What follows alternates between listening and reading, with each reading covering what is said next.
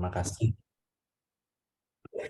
Baik, Bapak Ibu, Om, Tante, rekan-rekan sekalian, suster, tadi disebut ada suster malam hari ini bersama kita, atau mungkin ada Romo dan Frater dan siapapun juga, baik yang mendengarkan di Zoom, ataupun juga nanti akan mendengarkan di YouTube dari LPF di Medan.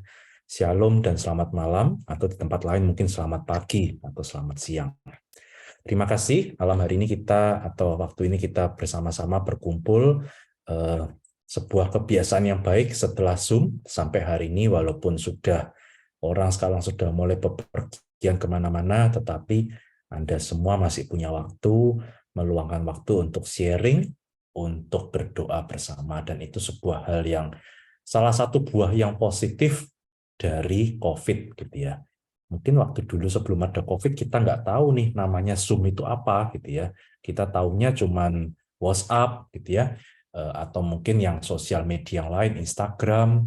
Tapi sekarang kita ada Zoom gitu ya, sebuah hal yang baru yang membuat kita makin bisa dipakai juga untuk mewartakan Tuhan gitu ya. Baik, kita bisa sharing, silakan sharing dulu, share screen-nya. Sudah ya, oke, baik. Baik, makasih, makasih. Jadi malam ini kita punya tema tentang kongsi kerja bareng dengan Tuhan, ya. Lanjut, next. Bacaan yang kita ambil hari ini, malam ini atau sore hari ini, pagi ini, kalau Anda nanti akan dengar dari rekamannya, diambil dari Injil Yohanes bab 5 ayat 17 sampai 30. Yohanes bab 5 ayat 17 sampai 30. Ini adalah bacaan yang akan Bapak Ibu dengarkan besok gitu ya. Kalau Anda besok itu akan mendengarkan dari e-Katolik gitu ya, atau Fresh Juice, atau dari renungan-renungan yang lain online, atau ikut misa besok, ini adalah bacaan yang Anda akan dengarkan Bapak Ibu besok gitu ya. Nah, malam hari ini saya akan bacakan untuk Anda, atau misalnya Anda mau lihat di kitab suci, Alkitab yang Anda punya, atau di handphone, di iPad, atau dimanapun juga, mau buka internet pun silahkan. Kita buka Yohanes bab 5 ayat 17 sampai 30 ya. Yohanes bab 5 ayat 17 sampai 30. Next, silakan. Saya bacakan untuk Anda semua ya. Baik. Tapi ia berkata kepada mereka, Bapakku bekerja sampai sekarang, maka aku pun bekerja juga. Next. Sebab itu orang-orang Yahudi lebih berusaha lagi untuk membunuhnya. Berikutnya. Next. Bukan saja karena ia meniadakan hari Sabat, tetapi juga karena ia mengatakan bahwa Allah adalah Bapanya sendiri. Next. Dan dengan demikian menyamakan dirinya dengan Allah. Next. Maka Yesus menjawab mereka, katanya, aku berkata kepadamu, sesungguhnya anak tidak dapat mengerjakan sesuatu dari dirinya sendiri. Next. Jikalau tidak, ia melihat Bapa mengerjakannya. Sebab apa yang dikerjakan Bapa itu juga yang dikerjakan anak. Next. Sebab Bapa mengasihi anak dan ia menunjukkan kepadanya segala sesuatu yang dikerjakannya sendiri. Next. Bahkan ia akan menunjukkan kepadanya pekerjaan-pekerjaan yang lebih besar lagi daripada pekerjaan-pekerjaan itu, sehingga kamu menjadi heran. Sebab sama seperti Bapa membangkitkan orang mati dan menghidupkannya, demikian juga anak menghidupkan barang siapa yang dikehendakinya. Bapa tidak menghakimi siapapun, melainkan telah menyerahkan penghakiman itu seluruhnya kepada anak, supaya semua orang menghormati anak sama seperti mereka menghormati Bapa. Barang siapa tidak menghormati anak, ia juga tidak menghormati Bapa yang mengutus dia. Aku berkata kepadamu, sesungguhnya barang siapa mendengar perkataanku dan percaya kepada dia yang mengutus aku, ia mempunyai hidup yang kekal dan tidak turut dihukum, sebab ia sudah pindah dari dalam maut ke dalam hidup. Aku berkata kepadamu, sesungguhnya saatnya akan tiba dan sudah tiba, bahwa orang-orang mati akan mendengar suara Allah, anak Allah, dan mereka yang mendengarnya akan hidup. Sebab sama seperti Bapa mempunyai hidup dalam dirinya sendiri, demikian juga diberikannya anak mempunyai hidup dalam dirinya sendiri. Dan ia telah memberikan kuasa kepadanya untuk menghakimi, karena ia adalah anak manusia. Janganlah kamu heran akan hal itu, sebab saatnya akan tiba, bahwa semua orang yang di dalam kuburan akan mendengar suaranya. Dan mereka yang telah berbuat baik akan keluar dan bangkit untuk hidup yang kekal. Tetapi mereka yang telah berbuat jahat akan bangkit untuk dihukum. Aku tidak dapat berbuat apa-apa dari diriku sendiri. Aku menghakimi sesuai dengan apa yang aku dengar. Dan penghakimanku adil, sebab aku tidak menuruti kehendakku sendiri, melainkan kehendak Dia yang mengutus aku. Bapak Ibu, demikianlah Injil Tuhan. Terpujilah Kristus. Baik, kita berhenti dulu di sini ya.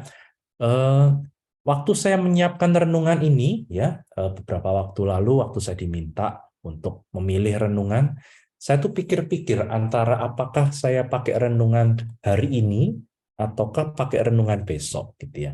Akhirnya saya pilih, udahlah saya pilih yang renungan besok saja sebagai persiapan kalau Bapak Ibu besok mau ikut misa entah online atau offline ke gereja. Nah, waktu saya mempersiapkan ini, ternyata Injil ini dari Injil Yohanes gitu ya. Bukan dari Matius, bukan dari Markus, bukan dari Lukas. Artinya apa Bapak Ibu? Kalau kita ambil, kalau apapun yang Anda baca, entahkah itu cerita, atau kata-kata Yesus, atau apapun cerita yang atau ungkapan-ungkapan Yesus di dalam kitab Yohanes, itu jawaban pasti saya bilang itu susah, gitu ya, nggak gampang. Tadi waktu mempersiapkan ini pun saya tuh sampai mikir beberapa kali, ini artinya apa gitu ya. Diutus, bekerja, beraku, anak manusia, ini banyak kata-kata teologi yang mungkin buat kita bingung gitu ya. Tuh. Saya waktu masih kuliah teologi gitu ya, saya pernah bilang sama dosen saya, kok belajar Yohanes ini susah banget ya. Dia bilang wajar, dia bilang gitu, dosen saya bilang. Kalau kita baca dari Matius, Markus, Lukas, apa yang kita baca itulah artinya gitu ya. Kalau kita baca cerita, kalau Bapak Ibu suka nonton film ya, film drama atau nonton film gitu ya, atau film-film Yesus, itu biasanya kan diambil dari Lukas, Matius gitu ya. Jarang diambil dari Yohanes gitu ya. Karena memang susah. Karena apa? Karena Yohanes, murid Yesus yang satu ini, dia nggak sekedar tulis cerita Yesus dari apa dia lihat gitu ya, tetapi dia pikirkan dulu gitu ya. Dia buat refleksi gitu ya. Nah, refleksinya ini baru dia tulis di Injilnya. Beda sama kalau di Markus, Matius, Lukas, apa yang dia lihat, apa yang dia dengar, gitu ya, dia tulis buku harian. Nah, itu yang lalu diceritakan kepada kita, gitu ya. Nah, baik. Jadi apa respon kita spontan setelah tadi kita baca Yohanes? Pusing, gitu ya, susah. Apa maksudnya? Maka yuk kita mulai lihat satu persatu ya. Yuk next, silakan. Nah, saya kasih warna beda-beda supaya ini membantu kita melihat ya. Jadi kalau saya beri warna hijau itu untuk kata Bapa, artinya Allah Bapa, yaitu dan Yesus sendiri. Jadi nanti akan kita lihat ada Bapa, ada anak manusia, ada aku, gitu ya. Itu saya kasih warna hijau. Itu melambangkan nanti relasi antara. Jadi ada Bapa dan ada anak, gitu ya. Dan kata kerja, ya bekerja, ya saya kasih khusus warna merah karena tema kita, ya. Oke, yuk berikutnya. Jadi tadi dikatakan di ayat 17, Bapakku bekerja sampai sekarang, gitu ya. Maka aku pun bekerja juga. Ini menarik Bapak Ibu. Karena apa? Karena Yesus dia mengatakan karena Bapak aku itu bekerja ya saya juga bekerja gitu ya. Nah, lalu di ayat 18 ini orang Yahudi itu nggak suka banget ya. Karena apa? Karena ayat berikutnya next. Karena Yesus itu kalau kita lihat di kitab suci ya, hari Minggu kemarin atau hari ini ya, cerita hari ini di mana Yesus itu menyembuhkan orang di pinggir kolam Betsaida gitu ya. Nah, orang Farisi, orang ahli Taurat itu selalu nggak suka sama Yesus karena apa? Karena Yesus itu berbuat mujizat itu di hari Sabat, di hari Sabtu Minggu. Menurut hukum Taurat, atau kalau kita ingat di kisah penciptaan Tuhan gitu ya, hari ketujuh itu adalah hari istirahat. Nah, hari istirahat ini dipakai untuk memuji Tuhan. Maka kalau kita lihat di dalam 10 perintah Allah, gitu ya, kita akan selalu ingat bahwa kuduskanlah hari Tuhan. Gitu ya. Atau kalau kita ingat Bapak Ibu dalam 5 perintah gereja, kita selalu diajak untuk jangan lupa pergi ke gereja di hari Minggu. Gitu ya. Mungkin kalau Anda tidak sempat ke gereja harian, gitu ya, minimal kita ikut di hari Sabtu atau Minggu, gitu ya, hari Minggu atau hari Sabtu sore, gitu ya. Jadi Yesus itu dikritik oleh ahli Taurat, oleh orang Farisi, bukan karena dia melakukan perbuatannya itu besar, kecil, luar biasa, berbuat magic atau apapun, itu nggak dikritik. Yang dikritik oleh orang Farisi itu adalah karena dia melakukannya itu justru di hari waktu kita harus berdoa sama Tuhan, gitu ya. Dan itu dikritik habis. Saya waktu mempersiapkan ini, saya pikir-pikir, iya kenapa ya Yesus itu kok bikin mujizat itu bikin perkara gitu ya. Kenapa kok nggak Yesus itu bikin mujizatnya itu kok nggak di hari Senin sampai Jumat gitu loh. Kok dia tuh mesti bikin cerita tuh kok mesti di hari Sabtu seperti dia tuh sengaja gitu loh. Sengaja bikin masalah gitu ya. Sengaja bikin masalah di hari Sabtu dan Minggu ketika waktunya orang berdoa gitu ya. Sama seperti Bapak Ibu kita kalau di Indonesia kan besok kita hari libur nih katanya ya. Libur puasa nih gitu ya. Kalau apa namanya kita berbuat yang macam-macam di hari puasa kan pasti akan orang marah ya kan karena apa waktu kita untuk berdoa gitu ya. Jadi memang waktu berdoa ya berdoa gitu, berpuasa berpuasa. Malah Yesus itu melakukan sesuatu. Apalagi ya di ayat 18 dikatakan dia mengatakan Bapa itu adalah Allah. Allah itu adalah Bapaknya sendiri. Dia nggak pernah mengatakan bahwa Tuhan Allah gitu enggak, dia mengatakan Bapakku. Nah, ini kan sesuatu yang di luar bayangan. Yesus itu kuliah teologi juga nggak pernah gitu ya, S1, S2, apalagi S3 gitu ya. Dan dia hanya anak seorang tukang kayu gitu ya. Lalu ibunya Ibu Maria ini juga saudara-saudaranya, sepupunya, keponakannya gitu ya, semuanya itu bersama-sama dengan mereka. Yesus ini nggak pernah kuliah, tapi dia mengatakan Allah yang disembah oleh seluruh orang ini adalah Bapaknya sendiri. Itu sesuatu yang nggak mungkin, gitu ya. Dan itu makin membuat orang dibenci. Dia orang benci sama Yesus. Oke, next berikutnya. Dan dengan demikian ia menyamakan dirinya dengan Allah. Karena apa? Dia mengatakan Bapak yang Allah itu Bapakku. Nah, kalau begitu kan saya ini punya relasi khusus sama Bapak saya, gitu ya. Sementara yang lain tuh menyebutnya Tuhan, Allah, dan dia menyebutnya Bapa, gitu ya. Nah, ini sesuatu yang aneh, gitu ya. Sesuatu yang nggak wajar. Ya, oke, next. Nah, saya kasih hijau lagi ya. Aku dan anak, ya. Lalu mengerjakan. Jadi kata kuncinya saya kasih di sini ada kata aku, ada kata anak, dan ada kata mengerjakan, kerja, gitu ya. Yuk, next. Berikutnya. Bapa ya kata kuncinya lagi kita lihat warna hijau Bapa, ada anak dan kerja ya mengerjakan dikerjakan jadi ini kata kuncinya ya. Oke yuk masuk ke berikutnya next. Kita lihat lagi ya jadi Bapa anak nya itu artinya dan ia menunjukkan kepadanya gitu ya nya itu ya dikerjakannya sendiri jadi anak itu Yesus, Bapa itu Allah Bapa, dan ia itu adalah Bapa, menunjukkan kepadanya, itu nyanya itu adalah Yesus sendiri, sesuatu adalah sesuatu yang dikerjakannya sendiri, nyanyi ini. Jadi kita mulai bingung ya, adanya ia, adanya Yesus ya, tapi saya beri warna hijau untuk membedakan itu. Oke, baik, next berikutnya. Bahkan ia menunjukkan padanya pekerjaan, kata lagi ya, kerja, ya, kata kerja. Next. Sebab sama seperti Bapa membangkitkan. Jadi membangkitkan itu sebuah pekerjaan ya, pekerjaan. Menghidupkan juga sebuah pekerjaan gitu ya. Jadi kita hari ini punya kata-kata yang menarik, kata kuncinya keluar kelihatan semua ya. Oke, next berikutnya. Anak, gitu ya. Tadi ada bapak, ada anak, ianya, gitu ya. Terus kemudian bekerja, memperkerjakan, dikerjakan, menghidupkan, membangkitkan. Ini sebuah kata aktif, gitu ya. Oke, next. Bapak, ada anak, gitu ya. Yuk, next. Ada anak, ada bapak, ya. Next. Ada anak, ada bapak, ada dia, ya. Jadi kata. Jadi setiap ayat kita bisa lihat ya, ada kata-kata aku, dia, gitu ya. Percaya kepada dia adalah dia yang dimaksud adalah bapaknya, gitu ya. Jadi barang siapa mendengarkan perkataanku, jadi Yesus mengatakan pada dirinya, yuk siapa mendengarkan perkataanku dan percaya kepada dia, artinya bapaknya yang mengutus aku, ya. Next. Ia mempunyai hidup yang kekal dan tidak turut dihukum, ya, sebab ia sudah pindah dari dalam maut ke dalam hidup. Yuk, next. Aku, nah Yesus lagi mengatakan, berkata kepadamu, kita semua, sesungguhnya saatnya akan tiba dan sudah tiba. Next. Bahwa orang mati mendengar suara anak Allah, dia mendengarkannya dan hidup. Next.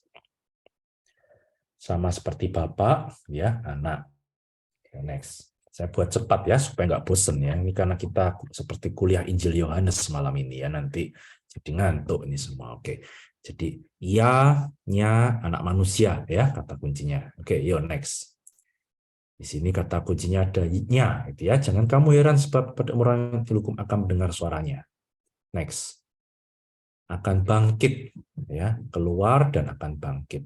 Jadi apa yang dikatakan Yesus pada malam hari yang kita dengarkan ini sebuah cerita tentang masa depan, gitu ya, tentang peristiwa kebangkitan, ya, peristiwa kebangkitan. Karena itulah Bapak Ibu, Injil yang kita pakai ini dimasukkan dalam masa Prapaskah, ya. Ini bacaan yang hari ini kita dengar, ya, karena kita hampir masuk masa Prapaskah, masuk ke Minggu Palma, ya kan? 2 minggu lagi kita akan masuk Minggu Palma. Ya, tapi mereka yang telah berbuat jahat akan bangkit. Jadi keduanya akan bangkit, ya. Orang yang benar dan orang yang jahat semuanya bangkit. Tapi yang satu dihukum, yang satu bisa masuk dalam hidup yang kekal. Yuk berikutnya. Aku tidak dapat aku, gitu ya. Aku, ya.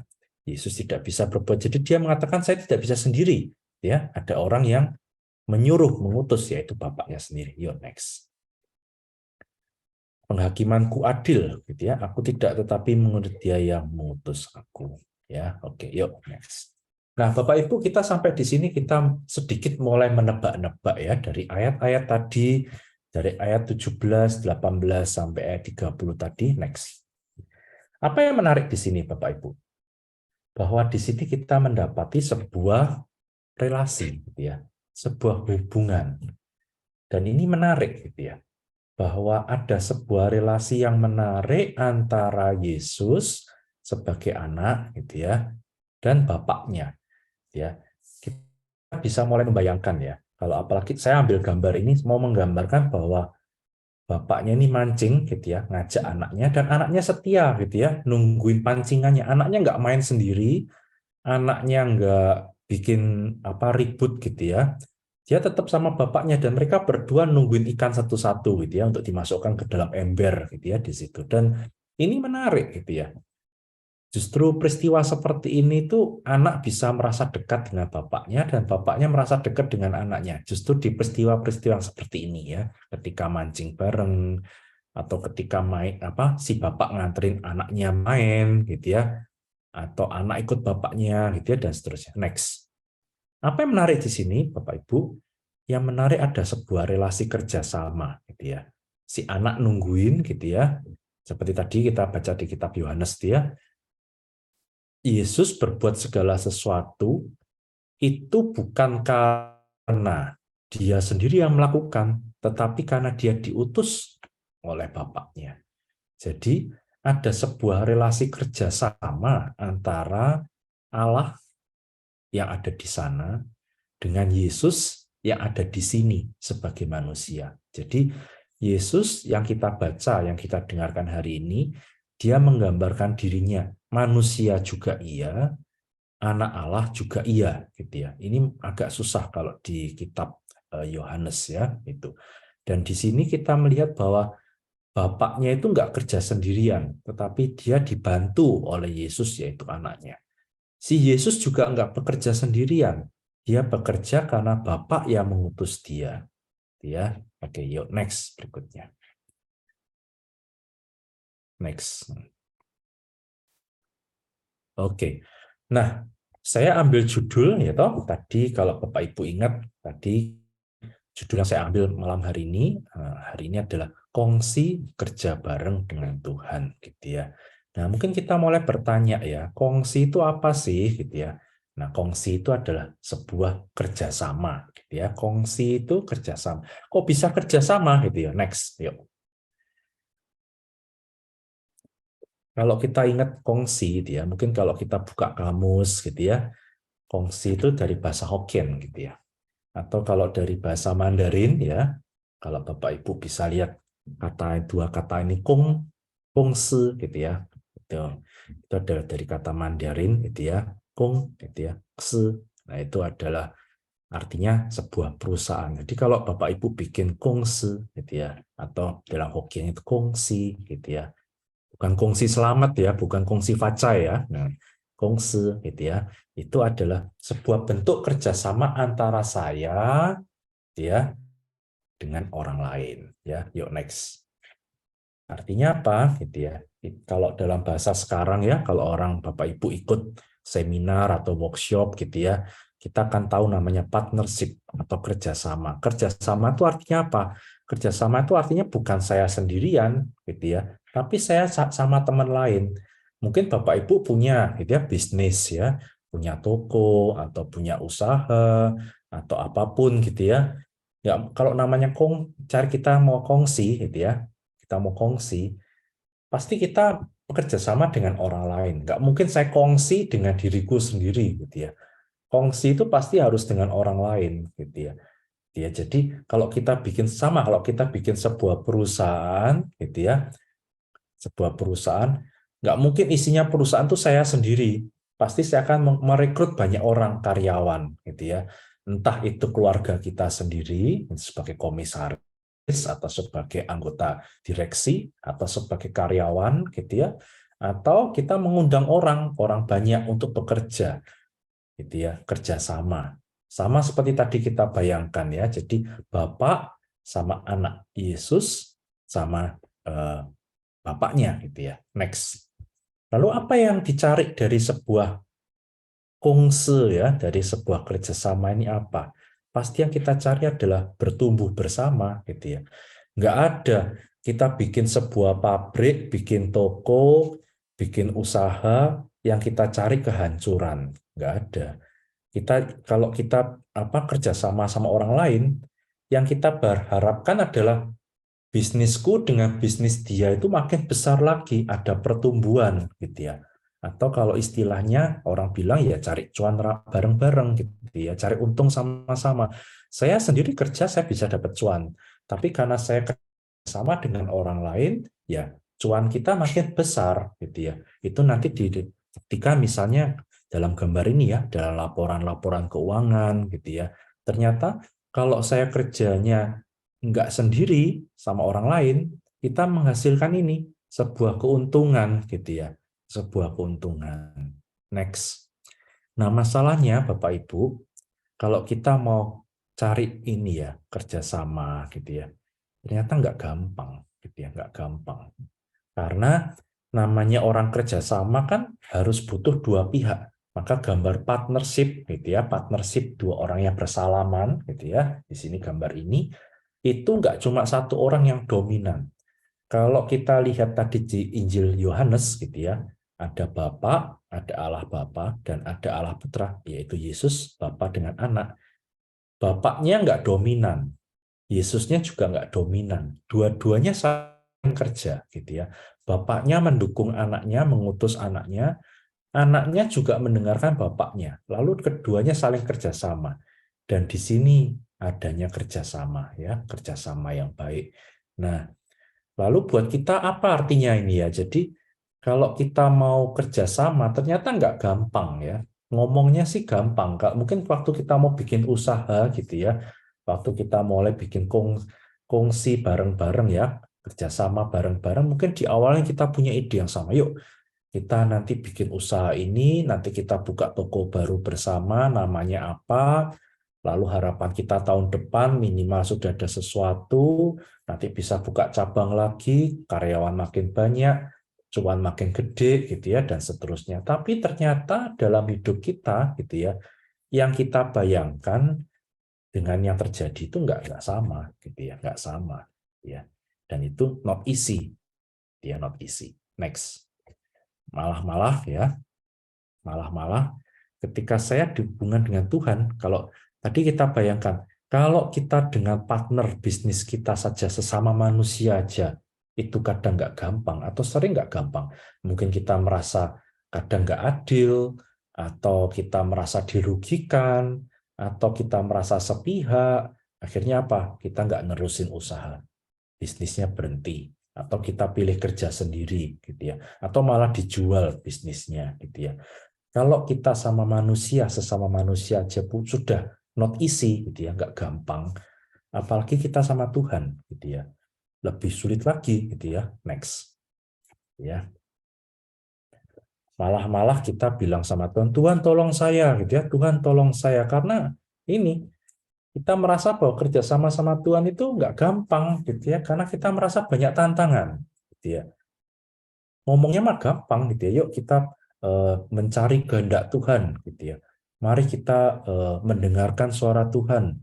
Tapi nggak gampang, gitu ya, nggak gampang. Karena apa? Karena mendengarkan seseorang yang atau mendengarkan Tuhan itu kan Tuhan ini nggak kelihatan masalahnya. Kalau Tuhannya kelihatan di depan kaca atau dia hadir secara fisik, itu mah enak gitu ya. Atau ketika seperti kita kalau ngobrol gitu ya, kita pakai WhatsApp atau pakai Instagram atau pakai Line atau pakai apa, Facebook, kita atau tulis email gitu ya, kita tulis. Kalau pakai WhatsApp kan ada centang 2, artinya dia sudah terima ya, yang lihat sudah terima. Entah dia mau balas atau belum balas, masa bodoh gitu ya. Yang penting dia sudah baca gitu ya.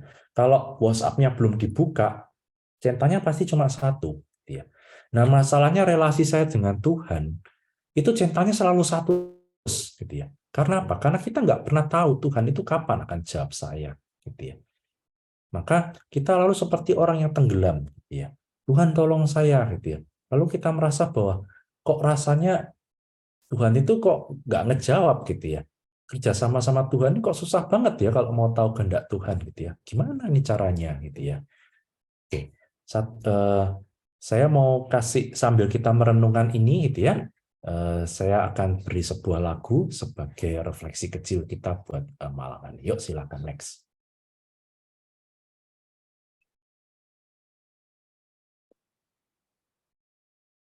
Bisa disetel.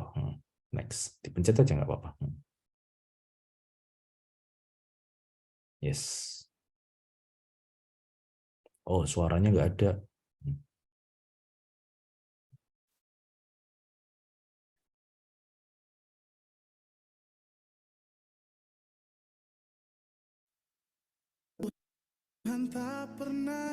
Ulangin dari awal, ulangin dari awal. Yes. Yuk. Sebuah lagu untuk kita semua ya. Yuk. Ini boleh digedein.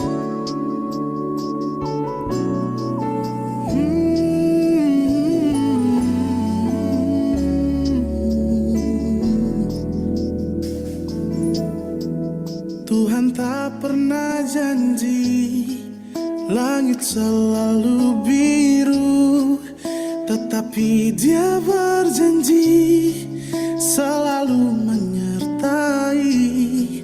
Tuhan tak pernah janji jalan selalu rata, tetapi Dia berjanji berikan kekuatan. Jangan pernah menyerah, jangan berputus asa. Mujizat Tuhan ada saat hati menyembah. Jangan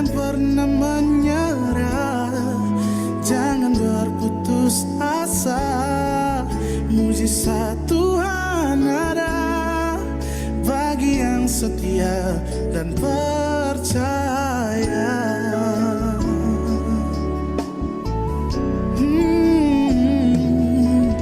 Tuhan tak pernah janji langit selalu biru, tetapi Dia berjanji selalu menyertai. Tuhan tak pernah janji jalan selalu rata, tetapi Dia berjanji berikan kekuatan. Oh, jangan pernah menyerah, jangan berputus asa. Mujizat Tuhan ada saat hati menyembah. Jangan pernah menyerah, jangan berputus asa. Mujizat Tuhan ada bagi yang setia dan percaya. Oh, oh, oh.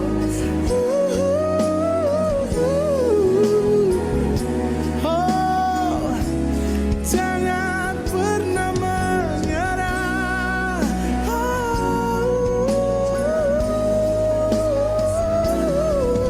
Mujizat Tuhan ada bagi yang setia dan percaya.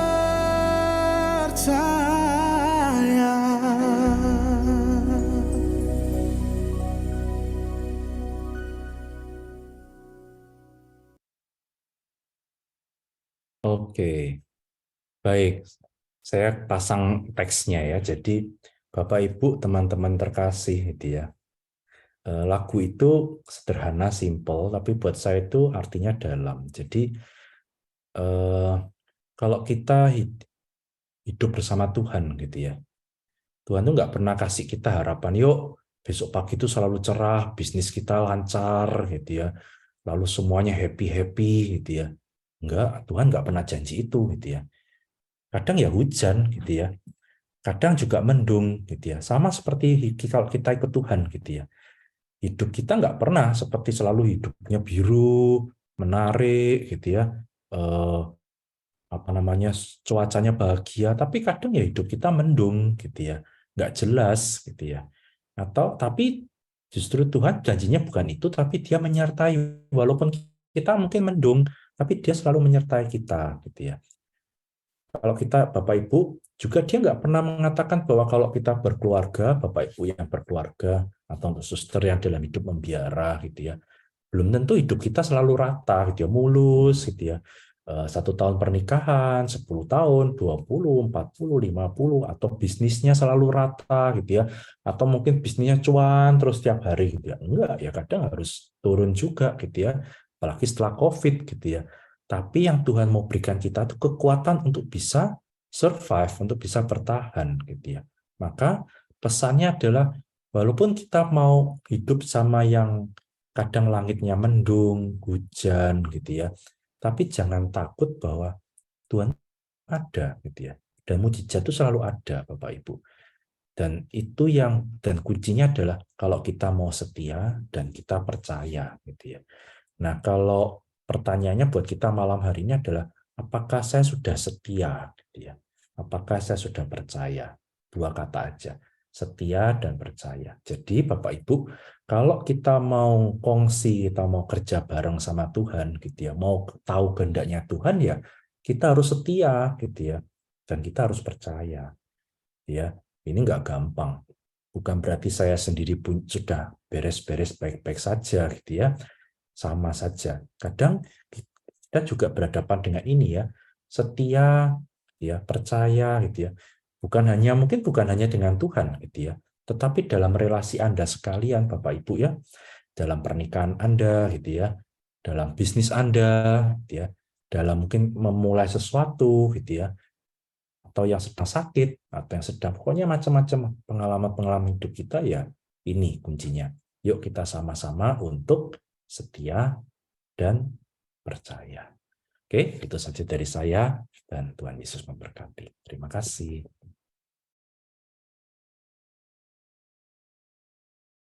Baik, terima kasih Pastor Vincent yang sudah memberikan sebuah renungan yang sebenarnya sederhana sekali, namun tidak mudah untuk dijalani ya, Bapak Ibu. Boleh saya simpulkan sedikit ya, Pastor ya. Kongsi kerja bareng Tuhan itu bukanlah sebuah cara yang mudah untuk kita jalani sebagai manusia, karena seringkali